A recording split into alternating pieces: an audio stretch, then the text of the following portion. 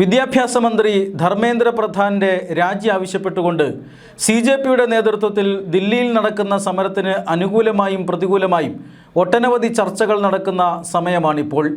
രാജ്യത്തെ പ്രതിപക്ഷ പാർട്ടികൾ ഒന്നടങ്കം ഇപ്പോൾ CJPയുടെ സമരത്തിനെ പിന്തുണയ്ക്കുകയാണ്. അതായത് കോക്രോച്ച് ജനതാ പാർട്ടിയുടെ നേതൃത്വത്തിൽ ഈ കോക്രോച്ച് ജനതാ പാർട്ടി രൂപം കൊള്ളുന്നത് തന്നെ ഇന്ത്യൻ സംവിധാനങ്ങൾക്കെതിരെ യുവജനങ്ങൾ എന്ന ഒരു സന്ദേശത്തിലാണ്. അതായത് ഇന്ത്യയുടെ ചീഫ് ജസ്റ്റിസ് സുപ്രീം കോടതിയിൽ നടന്ന ഒരു ഹർജിയുടെ വാദത്തിനിടെ ഈ രാജ്യത്തെ തൊഴിലില്ലാത്ത ചെറുപ്പക്കാരെല്ലാം പാറ്റകളെ പോലെയാണ് എന്ന് ആരോപിച്ചുകൊണ്ടാണ് CJP നിലവിൽ വരുന്നത്. അതിനെതിരെ യുവാക്കളുടെ ഒരു പ്രതിഷേധം ഓൺലൈനിൽ സംഘടിപ്പിച്ചുകൊണ്ടാണ് CJP രംഗത്ത് വരുന്നത്. CJPയുടെ സ്ഥാപകനായിരുന്ന ഈ അഭിജിത്ത് ദീപ്കെ എന്ന് പറയുന്ന ചെറുപ്പക്കാരൻ അമേരിക്കയിൽ ഇരുന്നു കൊണ്ടാണ് ഇത്തരത്തിലുള്ള ഒരു ഓൺലൈൻ മൂവ്മെൻറ്റിന് തുടക്കം കുറിച്ചത്. അതായത് ഒരു ഹർജിയുടെ വാദം കേൾക്കവേ ആ ഹർജിയുമായി ബന്ധപ്പെടുത്തി ആ ഹർജിയിൽ പ്രതിപാദിക്കുന്ന ചില ആളുകൾ, ഇങ്ങനെയും ചില ആളുകളുണ്ട് പാറ്റകളെ പോലെ എന്ന് പറഞ്ഞതിനെയാണ് ഇന്ത്യയിലെ തൊഴിലില്ലാത്ത ചെറുപ്പക്കാർ മുഴുവൻ പാറ്റകളെ പോലെയാണ് എന്ന് സുപ്രീം കോടതി ചീഫ് ജസ്റ്റിസ് പറഞ്ഞു എന്ന രീതിയിലൊരു വ്യാഖ്യാനം അന്ന് ഉണ്ടാക്കിയെടുത്തത്. അത് സർക്കാരിനെതിരെ ഒരു വലിയ മൂവ്മെൻ്റ് ആക്കുക എന്ന ഉദ്ദേശത്തോടു കൂടിയായിരുന്നു. ഇൻസ്റ്റഗ്രാം അതുപോലെ തന്നെ ട്വിറ്റർ പോലെയുള്ള ഓൺലൈൻ പ്ലാറ്റ്ഫോമുകളിൽ കൃത്രിമമായി ഫോളോവേഴ്സിനെയും മറ്റുമൊക്കെ സൃഷ്ടിച്ചുകൊണ്ടൊരു തരംഗമാണ് അന്ന് ഈ അഭിജിത്ത് ദീപ്കയുടെ നേതൃത്വത്തിൽ കോക്രോച്ച് ജനതാ പാർട്ടി ഇന്ത്യയിൽ നടത്തിയത്. തൊട്ടു പിന്നാലെ നീറ്റ് പരീക്ഷയിൽ ചില ക്രമക്കേടുകൾ ഉണ്ടാകുന്നു. നീറ്റ് പരീക്ഷ ചോദ്യപേപ്പർ ചോരുന്ന ഒരു സാഹചര്യം ഉണ്ടാകുന്നു. പരീക്ഷ റദ്ദാക്കുന്നു, പുനഃപരീക്ഷ നടക്കുന്നു. ഒട്ടും പരാതികളൊന്നുമില്ലാതെ പരീക്ഷ ഭംഗിയായി തന്നെ പൂർത്തിയാകുന്നു. ആ അധ്യായം അവിടെ അവസാനിക്കുന്നു. ഇതിനെ ഏറ്റെടുത്തുകൊണ്ടാണ് CJP വീണ്ടും രംഗത്ത് വരുന്നത്. ഓൺലൈനിൽ നിന്നും ഓഫ്ലൈനിലേക്ക് വരാനാണ് CJP പിന്നീട് ശ്രമിച്ചത്. അതിനായി ബംഗളൂരുവിലടക്കം നിരവധി സ്ഥലങ്ങളിൽ ഈ ഓൺലൈൻ മീറ്റിങ്ങുകൾ അല്ലെങ്കിൽ ഓഫ്ലൈൻ മീറ്റിങ്ങുകൾ ഈ CJPയുമായി ബന്ധപ്പെട്ട ചില ആളുകൾ വിളിച്ചിരുന്നു. പക്ഷേ ആ മീറ്റിങ്ങുകളെല്ലാം പങ്കാളിത്തമില്ലായ്മ കൊണ്ട് യുവജനങ്ങൾ വലിയ രോക്ഷാകുലരാണ് എന്ന് പറഞ്ഞ് പ്രചാരണം തുടങ്ങിയ കോക്രോച്ച് ജനതാ പാർട്ടിയുടെ മീറ്റിങ്ങുകളിലൊന്നും ആരും പങ്കെടുത്തില്ല. അങ്ങനെയാണ് ഓഫ്ലൈനിലേക്ക് ഈ അഭിജിത്ത് ദീപ്കെ വരുന്നത്. അമേരിക്കയിൽ നിന്നും നേരിട്ട് ഇന്ത്യയിലേക്ക് എത്തുകയായിരുന്നു. നേരത്തെ തന്നെ ഇൻ്റലിജൻസ് സംവിധാനങ്ങളെല്ലാം ഇത് രാജ്യത്തിൻ്റെ പരമാധികാരത്തിനെതിരായിട്ടുള്ള ഭീഷണിയാണ് എന്നാണ് ഈ കോക്രോച്ച് ജനതാ പാർട്ടി എന്ന ഓൺലൈൻ മൂവ്മെൻറ്റിനെ വിലയിരുത്തിയത്. അതുകൊണ്ട് തന്നെ അഭിജിത്ത് ദീപ്കെ അറസ്റ്റ് ചെയ്യപ്പെടും എന്നാണ് എല്ലാവരും കരുതിയത്. അങ്ങനെ അറസ്റ്റ് ചെയ്താൽ ഈ നരേന്ദ്രമോദിക്കെതിരെ ഫാസിസം എന്ന പഴയ ആരോപണം ഉയർത്തിക്കൊണ്ടുവന്ന് ഇരവാദം ഉന്നയിക്കാം എന്നാണ് അഭിജിത്ത് ദീപ്കെ വിചാരിച്ചത്. പക്ഷേ മോദി ഇയാളെ അറസ്റ്റ് ചെയ്തില്ല എന്ന് മാത്രമല്ല, സമാധാനപരമായി ഈ സമരം തുടരാനായി ജന്തർ മന്ദർ പോലെയുള്ള സ്ഥലത്ത് അനുമതിയൊക്കെ കൊടുക്കുകയും ചെയ്തു. സാധാരണഗതിയിൽ 14 ദിവസം മുമ്പ് നോട്ടീസ് നൽകിയാൽ മാത്രമേ അനുവാദം ലഭിക്കുകയുള്ളൂ എങ്കിൽ കോക്രോച്ച് ജനതാ പാർട്ടി ചോദിച്ച അന്ന് തന്നെ അനുവാദം കൊടുത്ത് ആ സമരത്തെ അപ്രസക്തമാക്കുക എന്നുള്ള ഒരു നിലപാടാണ് കേന്ദ്ര സർക്കാർ സ്വീകരിച്ചിരുന്നത്. ഇങ്ങനെ വലിയ ശ്രദ്ധയൊന്നും കിട്ടാതെ വന്നപ്പോഴാണ് സോനം വാങ്ചുക്കിനെ കൊണ്ടുവന്ന് നിരാഹാര സമരം നടത്തിച്ചത്. അപ്പോഴും ഈ പരിപാടി അല്ലെങ്കിൽ ഈ പ്രതിഷേധ പരിപാടിയിലേക്കുള്ള ജനപങ്കാളിത്തം നന്നേ കുറവായിരുന്നു. ഏറ്റവും ഒടുവിൽ ദില്ലി ഹൈക്കോടതിയുടെ നിർദ്ദേശപ്രകാരം സോനം വാങ്ചുക്കിൻ്റെ ജീവൻ രക്ഷിക്കാനായി അദ്ദേഹത്തെ ആശുപത്രിയിലേക്ക് മാറ്റിയപ്പോഴാണ് വീണ്ടും ഒരു അല്പം ശ്രദ്ധ ഈ CJPയുടെ പ്രക്ഷോഭത്തിന് ലഭിച്ചത്. പിന്നാലെ പാർലമെൻറ്റ് സമ്മേളനം വരുന്നു. പാർലമെൻറ്റ് സമ്മേളനത്തെ ഒന്ന് കളറാക്കാൻ വേണ്ടിയാണ് പ്രതിപക്ഷം പിന്തുണയുമായി ഓടി ഈ മാസങ്ങൾ നീണ്ട സമരത്തിന് ശേഷം അപ്പോഴൊന്നും പങ്കെടുക്കാതെ ഇപ്പോൾ പാർലമെൻറ്റ് സമ്മേളനത്തിന് തൊട്ട് മുന്നോടിയായി CJPയുടെ സമരത്തിനെത്തിയത്. ഇങ്ങനെ സമരം ഇപ്പോൾ കൊഴുക്കുകയാണ്. കഴിഞ്ഞ ദിവസം അതായത് തിങ്കളാഴ്ച വലിയ തോതിലുള്ള അക്രമ സംഭവങ്ങൾ ഇവരുടെ പാർലമെൻറ്റ് മാർച്ചിൽ അരങ്ങേറി. പാർലമെൻറ്റ് എന്ന് പറഞ്ഞാൽ ഒരു അതീവ സുരക്ഷാ മേഖലയാണ്. അവിടേക്ക് മാർച്ച് നടത്താൻ ആർക്കും അനുമതിയില്ല. അങ്ങനെ ആരും അനുമതി ചോദിച്ചിട്ടുമില്ല. ആരും അനുമതി ചോദിക്കാതെയും നൽകാതെയും ഒക്കെയാണ് അനധികൃതമായി ഒരു ജനക്കൂട്ടം അവിടേക്ക് പോയത്. തീർച്ചയായും പോലീസിന് ബലം പ്രയോഗിക്കേണ്ടി വന്നു. ബലം പ്രയോഗിക്കുമ്പോൾ പലർക്കും പരിക്കേൽക്കും. പോലീസുകാർക്കും ഈ പറയുന്ന പ്രവർത്തകർക്കും അതായത് സമരക്കാർക്കും ഒക്കെ പരിക്കേറ്റിട്ടുണ്ട്. കൂടുതൽ പേർ പരിക്കേറ്റത് പോലീസിനാണ്. 70 പോലീസുകാരും 20 സമരക്കാർക്കുമാണ് പരിക്കേറ്റത് എന്ന് കേൾക്കുമ്പോൾ തന്നെ അവിടെ നടന്നത് എന്ത് തരത്തിലുള്ള അക്രമ പ്രവർത്തനമാണ് എന്ന് നമുക്ക് ഊഹിക്കാവുന്നതേ ഉള്ളൂ. ഇങ്ങനെയൊക്കെ സമരം പുരോഗമിക്കുമ്പോഴാണ് ഇപ്പോൾ ഈ അനുകൂലിച്ചും പ്രതികൂലിച്ചുമുള്ള നിരവധി വാർത്തകൾ വരുന്നത്. കേരളത്തിലെ പല മാധ്യമങ്ങളും പാവപ്പെട്ട വിദ്യാർത്ഥികൾക്ക് നേരെ നിഷ്ഠൂരമായ ആ പോലീസ് ആക്രമണം, പോലീസ് ഇന്ത്യയിൽ ലാത്തി ചാർജ് ചെയ്യുന്നു, അത് ജനാധിപത്യ വിരുദ്ധമല്ലേ എന്നൊക്കെയുള്ള അതിശയോക്തി കലർന്ന റിപ്പോർട്ടിങ്ങുകൾ നൽകുന്നു. മാത്രമല്ല ഈ പറയുന്ന വിദ്യാർത്ഥികൾ അവർ എത്ര നാളായി പറയുന്നു ഒന്ന് രാജിവെച്ചുകൂടെ എന്നൊക്കെയുള്ള നരേറ്റീവുകൾ സൃഷ്ടിക്കുന്നു.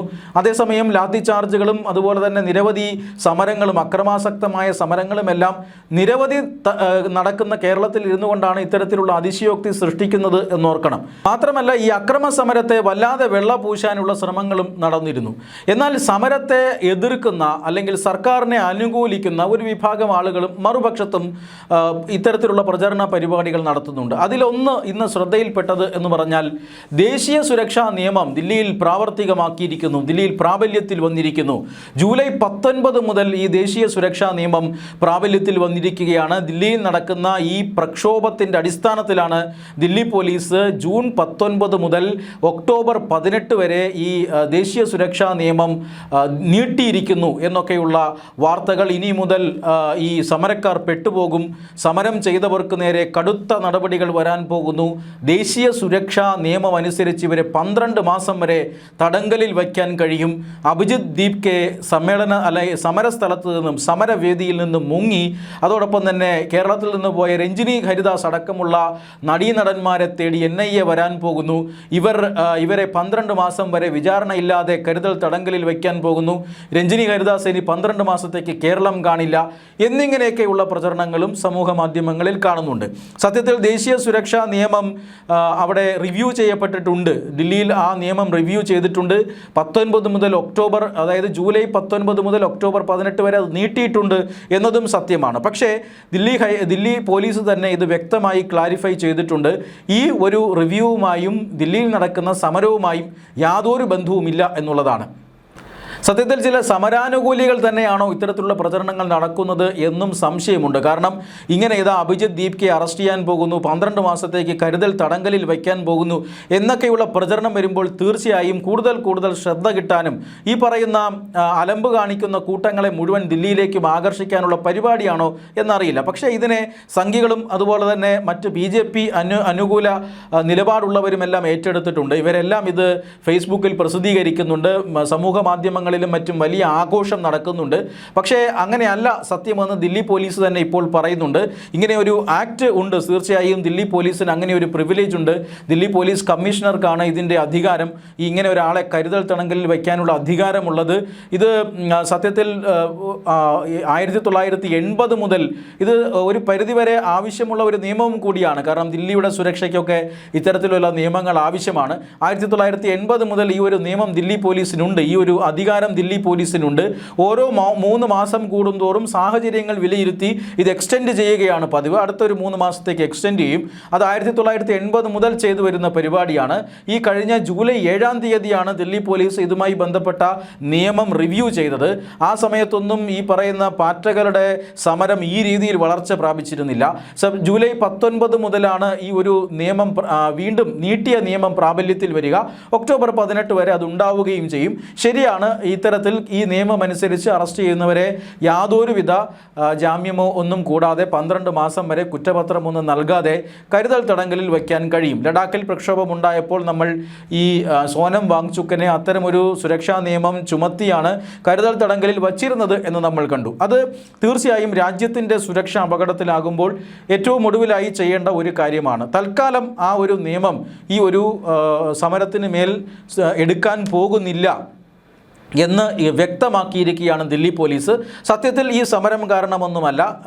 അഭിജിത്ത് ദീപ്കെ അവിടെ നിന്ന് മുങ്ങിയിട്ടില്ല. രഞ്ജിനി ഹരിദാസ് അകത്ത് പോയാലും 12 മാസത്തേക്ക് പോകുമോ, അങ്ങനെ പോകുമോ എന്ന് തന്നെ അറിയില്ല. പക്ഷേ രഞ്ജിനി ഹരിദാസ് ഒന്നും അറസ്റ്റ് ചെയ്യാനുള്ള സാധ്യതയുമില്ല ഈ കാരണം കൊണ്ട് തന്നെ. അതുകൊണ്ട് തന്നെ ഈ സമരത്തിനെതിരായി സർക്കാരിനെ അനുകൂലിച്ച് നടക്കുന്ന പ്രതികരണങ്ങളും ഒരല്പം അതിര് വിടുന്നുണ്ട് എന്നുള്ളതാണ്. പക്ഷേ ദേശീയ സുരക്ഷാ നിയമം അവിടെയുണ്ട് എന്നുള്ളത് ഈ സമരക്കാർ അവിടെ കിടന്ന് വലിയ വേലത്തരം കാണിക്കുന്നവർക്കെല്ലാം ഒരു മുന്നറിയിപ്പ് കൂടിയാണ്.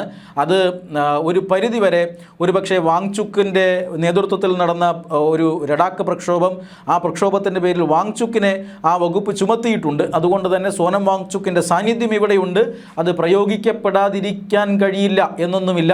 അതുകൊണ്ട് തന്നെ എല്ലാവിധ സാധ്യതകൾ അതിനുമുണ്ട്. പക്ഷേ ഈ ഒരു സമരത്തിൻ്റെ പേരിലല്ല, അല്ലെങ്കിൽ സമരം അടിച്ചമർത്താൻ വേണ്ടിയിട്ടല്ല ദില്ലി പോലീസ് ഇതൊരു റിവ്യൂ ചെയ്ത് ദേശീയ സുരക്ഷാ നിയമം ഒക്ടോബർ 18 വരെ ദീർഘിപ്പിച്ചിരിക്കുന്നത്. മറിച്ച് അത് ഒരു റുട്ടീൻ പരിപാടിയായിരുന്നു. 1980 മുതൽ നടന്നു വരുന്ന ഒരു കാര്യമായിരുന്നു.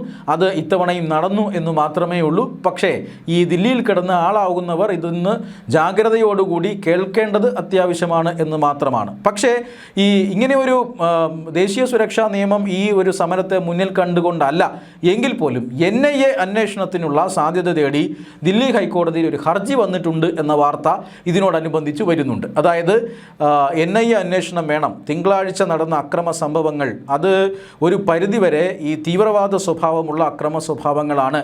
അതായത് നമ്മുടെ പട്ടാളക്കാരെ തെറിവിളിക്കുന്ന സാഹചര്യമുണ്ടായി. രാജ്യത്തിനെതിരെ രാജ്യവിരുദ്ധ മുദ്രാവാക്യങ്ങൾ അതിൽ ഉയർന്നിരുന്നു. പലതരത്തിലുള്ള അക്രമ സംഭവങ്ങളും അരങ്ങേറിയിട്ടുണ്ട്. തീവ്ര സ്വഭാവമുള്ള സംഘടനകൾ അതിൽ പ്രവർത്തിച്ചിട്ടുണ്ട്. ഇവർക്ക് വിദേശ ധനസഹായം എത്തിയിട്ടുണ്ട് എന്ന ആരോപണമുണ്ട്. ഇതിൻ്റെയൊക്കെ അടിസ്ഥാനത്തിൽ രാജ്യത്തിൻ്റെ തീവ്രവാദ ഏജൻസിയായ NIA ഈ ഒരു അക്രമ സംഭവം, ദില്ലിയിൽ നടന്ന അക്രമ സംഭവത്തെക്കുറിച്ച് അന്വേഷിക്കണം എന്നാവശ്യപ്പെട്ടുകൊണ്ടാണ് ദില്ലി ഹൈക്കോടതിയിൽ ഒരു ഹർജി വന്നിരിക്കുന്നത്. ആ ഹർജി നാളെ പരിഗണിക്കാമെന്ന് ദില്ലി ഹൈക്കോടതി സമ്മതിക്കുകയും ചെയ്തിട്ടുണ്ട്. അതായത് പോലീസിൻ്റെ ക്രൂരതയ്ക്കെതിരെ നടപടി വേണമെന്നാവശ്യപ്പെട്ടുകൊണ്ട് CJP നൽകിയ ഹർജി തള്ളുകയും ഈ ഒരു ഹർജി NIA അന്വേഷണം വേണമെന്നാവശ്യപ്പെട്ടുകൊണ്ടുള്ള ഹർജി നാളെ പരിഗണിക്കാമെന്ന് ദില്ലി ഹൈക്കോടതി ഉറപ്പ് നൽകുകയും ചെയ്തിട്ടുണ്ട് എന്നുള്ളത് ശ്രദ്ധേയമായ ഒരു കാര്യമാണ്. അത് ഒരു പക്ഷേ ഗൗരവകരമായി എടുക്കേണ്ട ഒരു വാർത്തയാണ്. ആരൊക്കെയാണോ ഈ ഗൂഢാലോചന നടത്തിയിട്ടുള്ളത് അവർക്ക് ഈ പറയുന്ന തരത്തിലുള്ള വിദേശ ഫണ്ട് വന്നിട്ടുണ്ടോ? അങ്ങനെ ഫണ്ട് വന്നിട്ടുണ്ടെങ്കിൽ കലാപത്തിന് അത് ഉപയോഗിച്ചതായി കണ്ടെത്തിയാൽ തീർച്ചയായും NIA ഇവരെ പിടികൂടാനുള്ള എല്ലാ സാധ്യതയുമുണ്ട് എന്നത് വളരെ പ്രധാനപ്പെട്ട ഒരു കാര്യമാണ്. പക്ഷേ NIA അന്വേഷണത്തിന് കോടതി ഉത്തരവിടുമോ എന്നറിയില്ല. പക്ഷേ ഹർജി പോയിട്ടുണ്ട്. അത് നാളെ വാദം കേൾക്കാം എന്ന് കോടതി സമ്മതിച്ചിരിക്കുന്നു.